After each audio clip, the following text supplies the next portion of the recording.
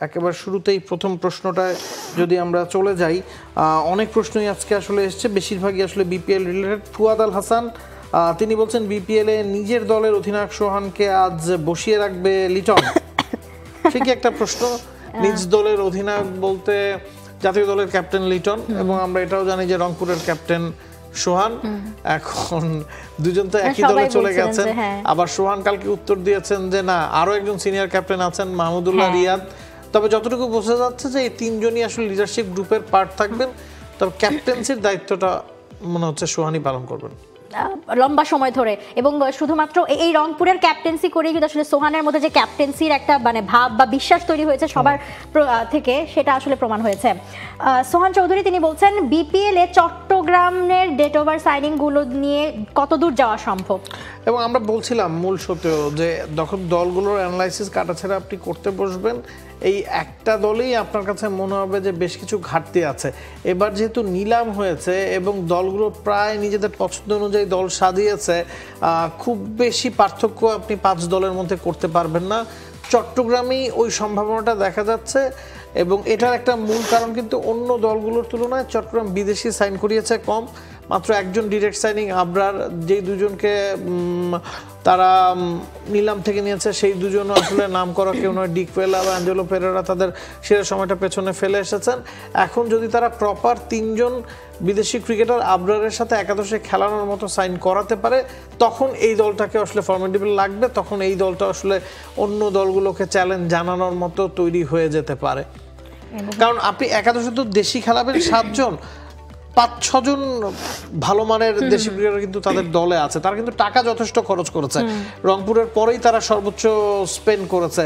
তো নাইম শেখ আছে, শরীফুল আছে, শেখ মাহিদি আছে, নাসুম আছে, তার মানে 4 জন কিন্তু আপনি এখানেই পেয়ে যাচ্ছেন।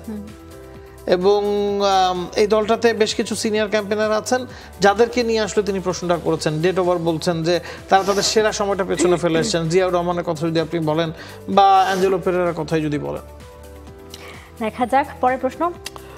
মোহাম্মদ জাকারিয়া ইসলাম বলছেন নাইম শেখ তো ঘরোয়া লিগে ভালো পারফরমেন্স করে, তাহলে তাকে নিয়ে এত সমালোচনা কেন? এই প্রশ্ন নেওয়ার কারণ হচ্ছে এইটাই যে নাইম শেখ ঘরোয়া ক্রিকেটে BPL A DPL A one of the best performer for last 3-4 years, highest run গেটার। আপনি গেল ডিপিএল এর দিকে যদি তাকান, তিনি ডিপিএল এর সম্ভবত 588 রান করেছিলেন বা 600-র কাছাকাছি রান করেছেন। তার দল গ্রুপ পর্বে মানে প্রথম পর্ব পরে বাদ পড়ে গেছে দেখে তিনি হয়তো টপ রান গেটারটা হতে পারেননি, তবে তিনি ভালো 120-এর স্ট্রাইক রেটে তিনি ব্যাটিং করেছেন ডিপিএল এ। গেল বিপিএল এর কথা যদি আপনি বলেন 500-র উপর রান করেছেন, তার স্ট্রাইক রেট নিয়ার 150 ছিল, সেঞ্চুরি ছিল। এর আগের বিপিএল এর দিকে যদি তাকান, তিনি টপ রান গেটারদের একজন। তো নাইম শেখ নিজেও বলেছেন যে ঘরোয়া ক্রিকেটে তাকে কিন্তু ওই মূল্যায়নটা করা হয়। ডিপিএল এ যখন দলগুলো সাজানো হয় তখন তার নাম ওপরের দিকেই থাকে, বিপিএলও তার নামটা ওপরের দিকেই থাকে। সেই কারণেই তিনি আসলে খুব বেশি অবাক হননি। তিনি এ ক্যাটাগরিতে ছিলেন এবং গেল 3-4 বছর ধরে তিনি পারফরমেন্স করছেন ঘরোয়া ক্রিকেটে। ঘরোয়া ক্রিকেটের পারফরমেন্সের সুবাদে ইন্টারন্যাশনাল ক্রিকেটে এসে আবার তিনি ফ্লপ করেছেন দেখে এই প্রশ্নগুলো উঠছে। সেটাই। এবং আমি একটা জিনিস খুব ভাবছিলাম যে নাইম শেখ কালকে বিডের পরে আসলে সাংবাদিকরা অনেকে তার সাথে কথা বলেছেন, সেখানে তিনি বলছিলেন যে তিনি সবচেয়ে বেশি এক্সাইটেড ছিলেন যে কোন দলে যাবেন সেটা নিয়ে, এবং যে দলে যান সেটাতেই খুশি। আমি জানি না যে সে চট্টগ্রামের পুরো স্কোয়াড দেখার পর তার মনের অবস্থা কি হয়েছে। চট্টগ্রামে 3 জন বিদেশি সাইন করতে হবে ভালো মানের। সেক্ষেত্রে আমরা যে 4 জনের কথা বললাম, শরীফুল, নাইম শেখ, শেখ মাহিদি, নাসুম, তারা কিন্তু জাতীয় দলের আশেপাশে বা জাতীয় দলে থাকা প্লেয়ার। আপনি তো একাদশে খেলাবেন 7 জনই, 4 জন বিদেশি, তো 4-4-8 কিন্তু এখানে হয়ে যাচ্ছে। তো খুব বেশি তারা পিছিয়ে থাকবে না।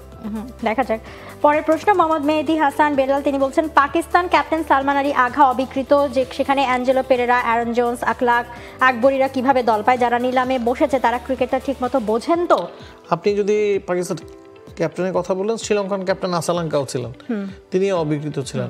এখানে ব্যাপারটা হচ্ছে অবশ্যই আপনি মোহাম্মদ আকলাকের কথা বলছেন বা অ্যারন জোন্সের কথা বলছেন, তাদের মূল্যটা আপনাকে দেখতে হবে। মোহাম্মদ আকলাকের মূল্য ছিল $10,000 বা এমিলিয়ানো গের মূল্য ছিল ইতালিয়ান ক্রিকেটার, তার মূল্য ছিল $10,000। আমি যদি রংপুরকে দিয়ে বুঝাই, মোহাম্মদ আকলাক এবং এমিলিয়ানো গেকে রংপুর দলে ভিড়িয়েছে নিয়মের কারণে, যে নীল থেকে 2 জনকে আপনার নিতে হতো, কিন্তু তাদের একাদশে যারা খেলবেন স্কোয়াডে যারা আছেন তাদেরকে তারা ডিরেক্ট সাইনিং এর মাধ্যমে আসলে দলে ভিড়িয়েছেন। For example David Malan, for example Kyle Mayers, Khushdil Shah, Faheem Ashraf, Sufiyan Muqeem, Aqib Javed, তো এরাই কিন্তু সেরা 4 জনের মধ্যে থেকে একাদশে খেলবেন। মোহাম্মদ আকলাক বা এমিলিয়ানো গেদের খেলার সম্ভাবনা কম। যাদের খেলার সম্ভাবনা কম, যাদেরকে আপনি শুধুমাত্র নিয়মের কারণে নিয়েছেন, তাদের পেছনে আপনি টাকা খরচ করতে চাননি। আপনি আসালাঙ্কা বা সালমান আলী আঘাকে নিয়ে বেঞ্চে বসিয়ে রাখার কোনো মানে হয় না এবং তাদেরকে টাকা দেওয়ার কোনো মানে হয় না। সেই কারণেই দলগুলো আসলে এই পথে গেছে। যেই দলগুলো বিদেশি সাইনিং ডিরেক্ট খুব বেশি করেনি, তারা বিট করেছে ওই অ্যাঞ্জেলো ম্যাথিউসের জন্য বা ইসানুল্লাহর জন্য, নতুবা যে দলগুলো ডিরেক্ট সাইনিংয়ে বেশি মনোযোগ ছিল তারা শুধু নিয়মটা ফিল আপ করেছে। আমরা অকশনে সেটাই দেখেছি, বিডিং এর মধ্যে সবগুলো দলেরই আসলে বিদেশি প্লেয়ারের দিকে আগ্রহ কম ছিল, কারণ বিদেশি কোটাটাই তারা পূরণ করতে চায় বাইরের সাইনিং দিয়ে, ডিরেক্ট সাইনিং দিয়ে। রাহাত হোসেন বলছেন বাংলাদেশ আয়ারল্যান্ড ম্যাচ আগামীকাল কয়টায় শুরু হবে? Very good question.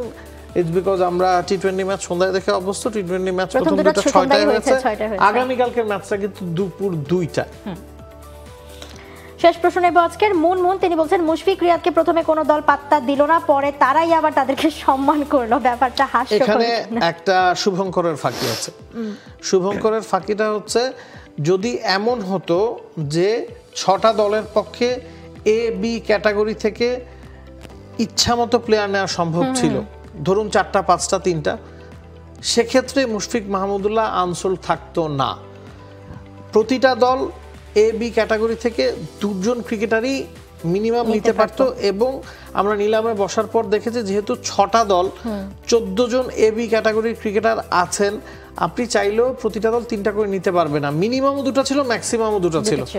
সে কারণেই 6টা দল ওই অনুযায়ী গিয়েছে, এবং প্রতিটা দলের কাছেই একটা সাইনিং এর অপশন ছিল, যেটা কোনো ক্যাটাগরি বেসিস না, A B C D E F কিছু আপনাকে মানতে হবে না, আপনি একেবারে শেষে গিয়ে যে কোনো ক্যাটাগরি থেকে একজনকে নিতে পারবেন।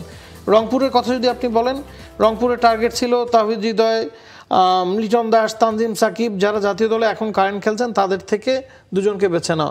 সেখান থেকে তারা 2 জনকে বেছে নিয়েছে। এখন মুশফিক বা রিয়াদের পেছনেও তারা কিন্তু ছুটতো। আপনি তাদের একাদশ সাজাতে গেলে দেখবেন মিডল অর্ডার একটা জায়গা তাদের খালি ছিল।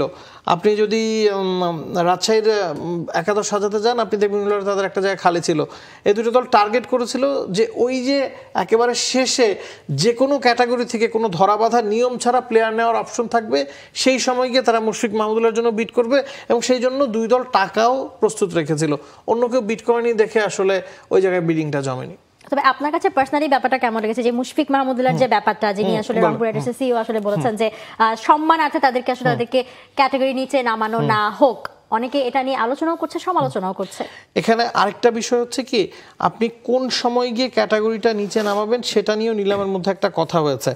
প্রথমে কথা হচ্ছিল যেহেতু তারা অবিকৃত, সে কারণে এক ধাপ নিচে নেমে যাবে কিনা। আবার নিয়ম হচ্ছে আপনাকে ওই ফর্মুলার মাধ্যমে একজন ক্রিকেটারকে নিতেও হতো শেষ রাউন্ডে গিয়ে, মানে 14 নম্বর রাউন্ডে গিয়ে। তখন কি তারা আসলেই অবিকৃত? কারণ যদি আপনি ইচ্ছা মতো নিতে দিতেন তাহলে তো আর মুশফিক মাহমুদুল্লাহ অবিকৃত থাকতো না। যেহেতু দলগুলো জানতো যে শেষে গিয়ে আমার মুশফিক বা রিয়াদকে নেওয়ার সুযোগ আছে, ওই যে 2টা কোটার বাইরে গিয়ে এ বিতে 2টার পরেও আমি আরেকটা নিতে পারবো, সে কারণেই কিন্তু তারা অবিকৃত চেকেছেন।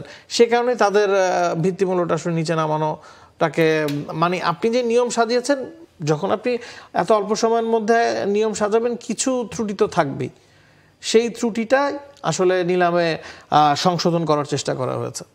একদমই তাই। বিপিএল এর দলগুলো কেমন হলো, কেমন গেছে, কোন দল কোন প্লেয়ার কোন দলে গেছে, সবকিছু নিয়ে আলোচনা করা হয়েছে আজকের দ্য ক্রিকেট শোতে। আশা করি সবাই এনজয় করেছেন। অসংখ্য ধন্যবাদ আমাদের সাথে থাকবার জন্য। আজকের দ্য ক্রিকেট শো এবং ফ্রি সেগমেন্ট শেষ করছি এখানেই। For more updates, subscribe to our YouTube channel and click on the bell icon. Follow us on Facebook and Instagram. Download T-Sports app to enjoy exciting games and highlights. Visit tsports.com.